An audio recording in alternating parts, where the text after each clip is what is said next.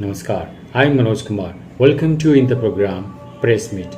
In this program, we cover press conference, media interaction and a speech of the chief guest at the program. So without spending so much time, let's go to the video. देखिए, एक जो हमारे देश में तीन pillar हैं, तीन स्तंभ हैं हमारी पोलाइटी के, जुडिशरी है और न्याय, ये हमारी एग्जीक्यूटिव है और लेजिस्लेचर है। तो सबने अपना अपना काम करना है।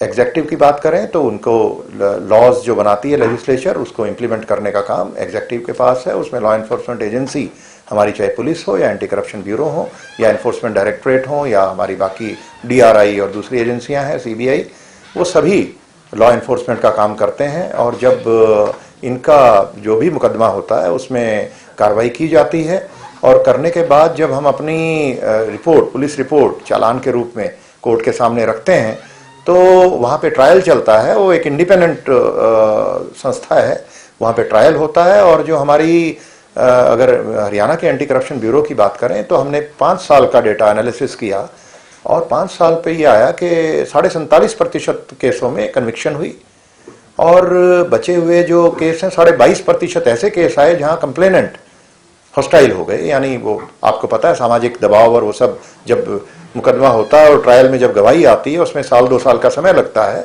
और उसमें बहुत तरह के सामाजिक तरीके से प्रलोभन, लालच और दबाव और वो सब करके वो उनके फैसले हो जाते हैं, उनकी कॉम्प्रोमाइज जिसको कहते हैं, लोग कर लेते हैं।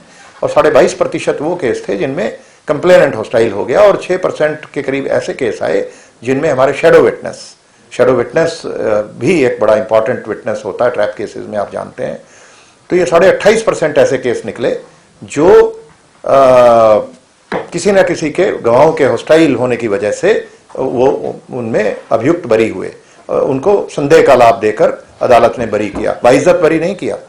और 47.5 और ये मिला लें तो लगभग 80% हो जाते हैं। तो बहुत कम केसेस हैं जो किसी न किसी इन्वेस्टिगेशन की कमी की वजह से, और उसमें भी बहुत सारे केसेस जो एक्विटल होते हैं उनसे फिर सरकार में एडवोकेट जनरल के ऑफिस में उसको देखा जाता है।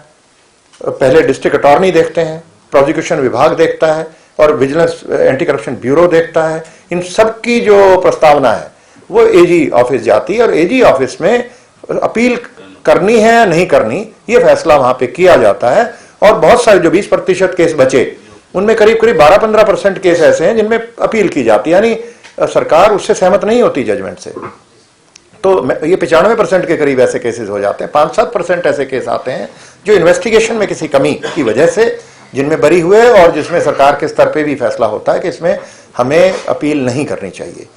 तो आंकड़े ये दर्शाते हैं कि जो हमारी कन्विक्शन रेट है वो काफी अच्छी है, और खासतौर पे तब जबकि प्रोसिक्यूशन का जो विंग है वो अपना ACB का अपना नहीं है। CBI का जैसे आप जानते हैं कि उनका प्रोसिक्यूशन का विंग उनका अपना रहता है, उनके अपने प्रोसिक्यूटर ही प्रोसिक्यूट करते हैं और ACB को वो सुविधा नहीं है। लेकिन प्रोसिक्यूशन डिपार्टमेंट के साथ मिलकर ही हम वो काम करते हैं और 47.5% की जो हमारी कन्विक्शन रेट है वो संतोषजनक है। हम लगातार ध्यान रखते हैं, ये अपने जो सोर्सेज हैं या कोई भी जिस व्यक्ति की मदद से हमारा केस बनता है तो उनको उस विभाग से दिक्कत ना आए, इस बारे में भी हम लगातार प्रयास करते हैं, उनके साथ मीटिंग्स करते हैं। और ऐसे आपने देखा होगा हीरोज गैलरी है, ये एंटी करप्शन ब्यूरो की वेबसाइट पे आप जाएंगे तो वहाँ पे एक हीरोज गैलरी हमने बनाई और वो हमारे हीरो हैं। उनको हम सम्मान भी देते हैं, उनके लिए हम सम्मान समारोह भी करते हैं और साथ साथ ये भी पूछते हैं उनसे कि कहीं कोई तंग तो नहीं करता है, कहीं कोई परेशान कर रहा है कोई विभाग। फिर उसमें हम प्रोएक्टिवली उनके सीनियर अधिकारियों के साथ टाई अप करके कोई अगर पेंडिंग पेमेंट है या कोई और दिक्कतें हैं उनको हम हल कराते हैं।